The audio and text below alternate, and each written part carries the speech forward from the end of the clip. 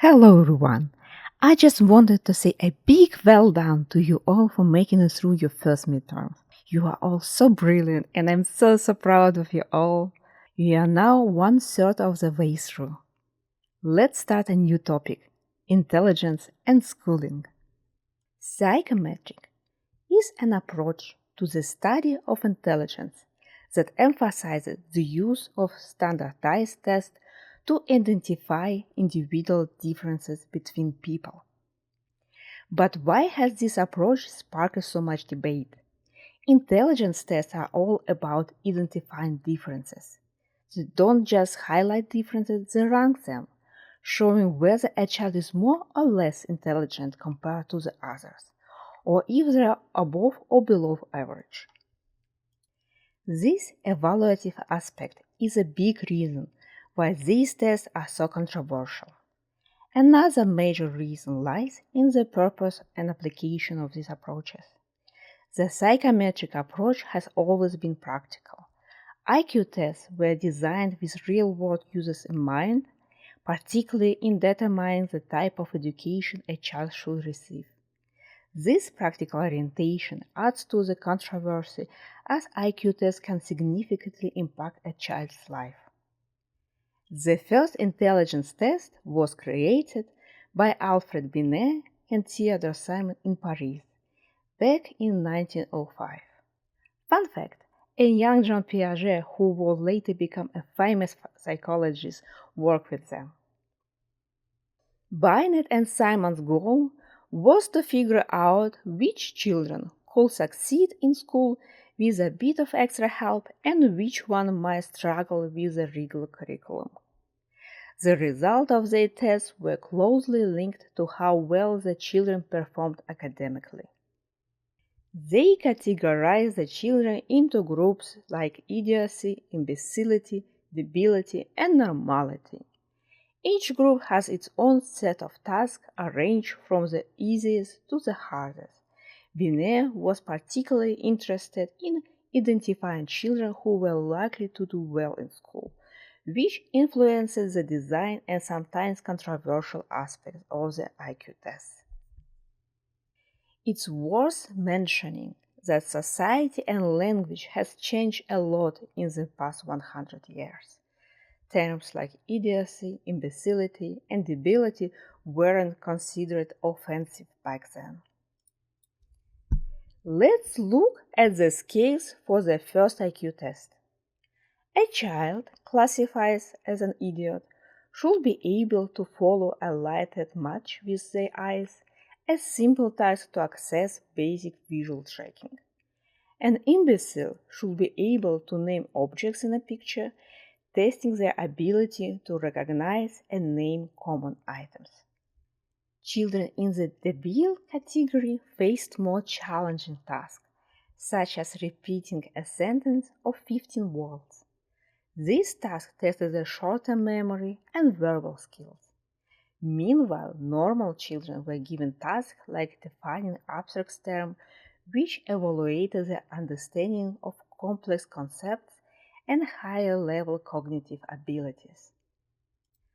The latest version, the Stanford Binet Intelligence Scales 5th edition, is a direct descendant of the original Binet-Simon test. Developed in 1916 by Lewis Terman at Stanford University, this test has undergone several revisions and now in its 5th edition. It's a versatile tool that can be used to test children as young as 2 years old. It includes 10 subtests that cover both verbal and non-verbal domains, ensuring a comprehensive evaluation of a child's cognitive abilities.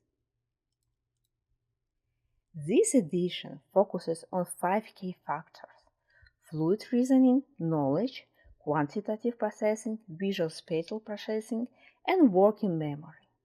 These factors provide a detailed picture of a child's intellectual strengths and areas of improvement.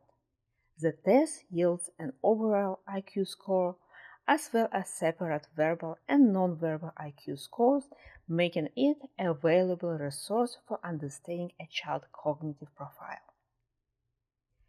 Let's take a look at an example task for first and second graders.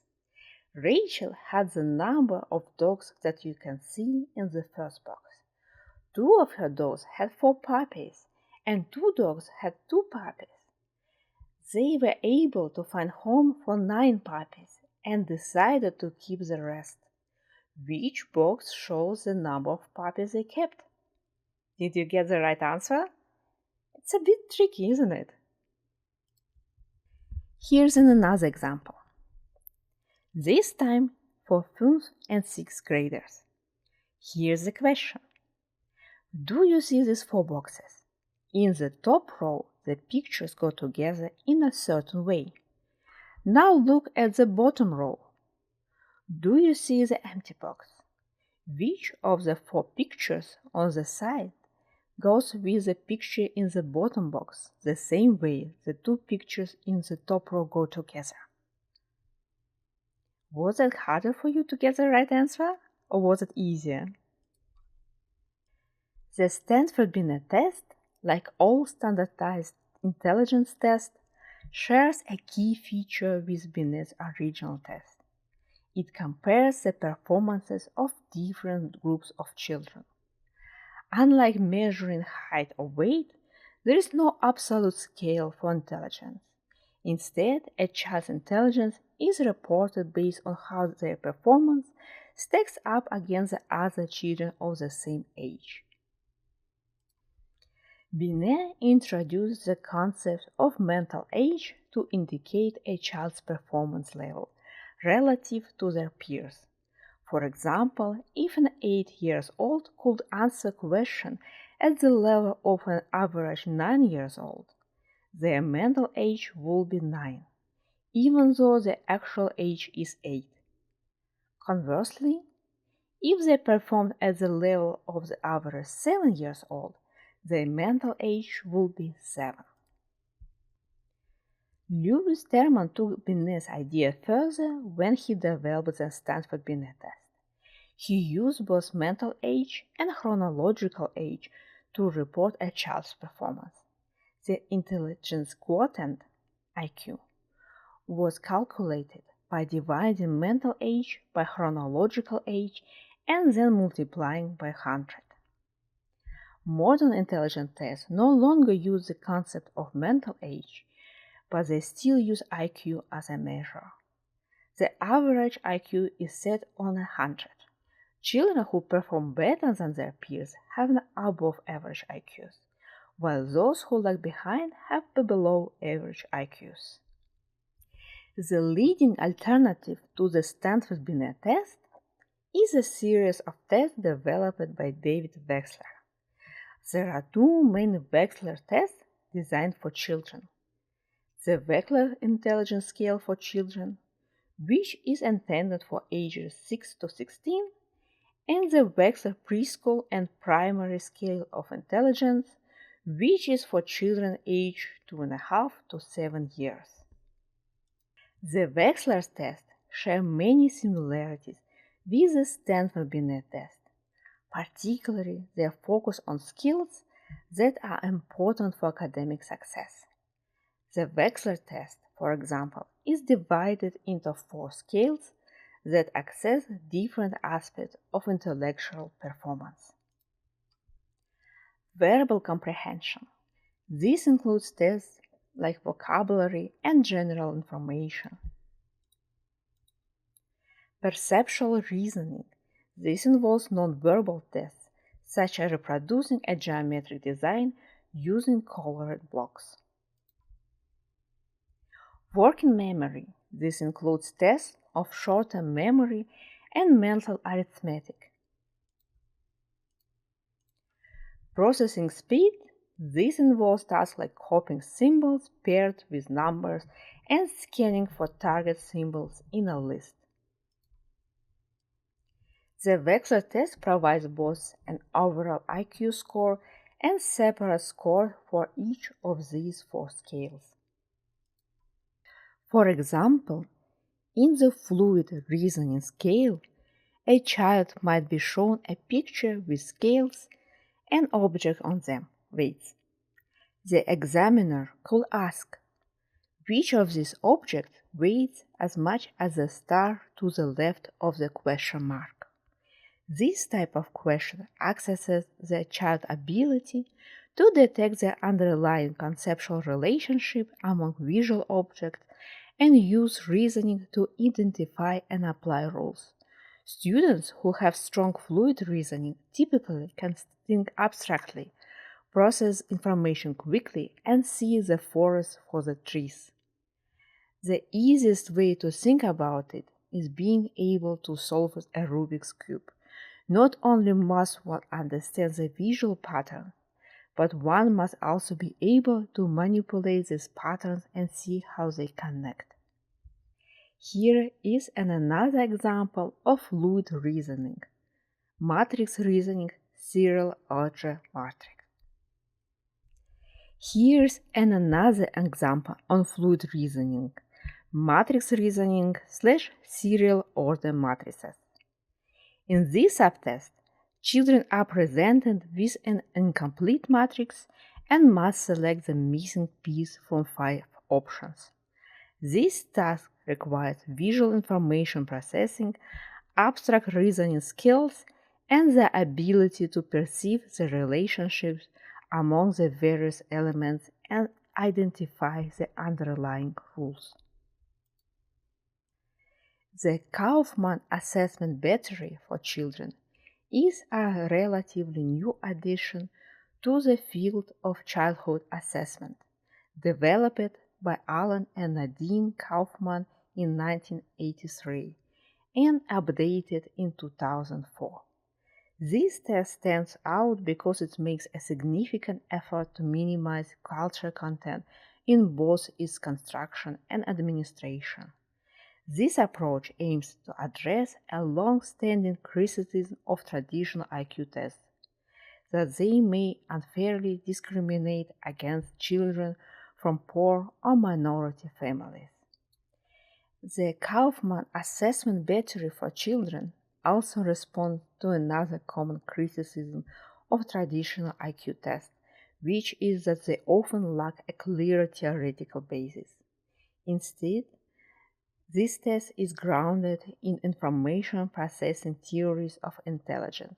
This means it looks at how children process information rather than just what they know.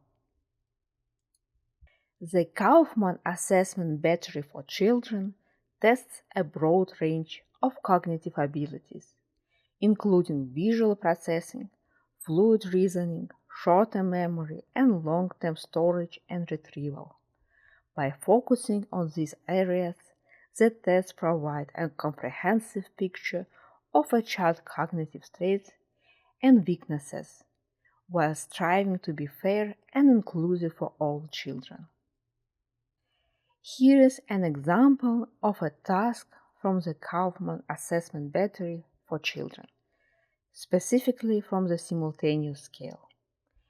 In the triangle task, the child is given several formed triangles and asked to assemble them to match a picture. The simultaneous scale measures child's ability to integrate and synthesize information all at once. It tests how well a child can perceive relationships between parts and wholes and how they can use visual and spatial reasoning to solve problems. This scale is important for understanding a child's ability to process complex visual information and think holistically. Here's another example of a task from the Kaufman Assessment Battery for Children, specifically from the planning scale. In this task, the child is shown a series of stimuli that form a logical linear pattern, but one stimuli is missing. The child's job is to select the missing stimuli from several options provided. The planning scale measures a child's ability to strategize, organize, and solve problems. It tests how well a child can think ahead, plan the action, and use logical reasoning to complete tasks. This skill is crucial for understanding a child's executive functioning skills, which are important for academic success and everyday problem solving. Here's a third example of a task from the Kaufman Assessment Battery for Children, this time from the knowledge scale. In the riddles task, the examiner describes several characteristics of a concrete or abstract verbal concept, and the child has to either point to it or name it. The knowledge scale measures a child's general information and verbal comprehension skills. It asks how well a child can understand and use language to identify and describe concepts. This scale is important for evaluating a child's vocabulary, general knowledge, and ability to make connection between different pieces of information. The Bailey scales of infant and toddler development focus on infancy, the one age period not covered by the Stanford-Binet and Wechsler's test. Unless tests for older children, which emphasizes academic and verbal skills, measures of infant intelligence focus more on sensory-motor skills. The Bailey test is designed for children aged 16 days to 42 months and is divided into two main scales. Motor scale, this tests control of the body, muscular coordination, and manipulative skills, and mental scale. This includes items that test sensory perceptual acuity, vocalization, and memory. The Bailey test is a useful tool for spotting intellectual delays early on, so that children who might need early intervention can be identified. It's also possible to monitor a child's progress over time with reassessments. The test also helps with managing each child's needs individually, making sure they get the right support for their development and learning. It is also a useful research tool helping researchers to investigate different aspects of infant development. While the Bailey test is a valuable tool for early assessment and intervention, it's important to remember that it doesn't accurately predict IQ measures taken later in childhood.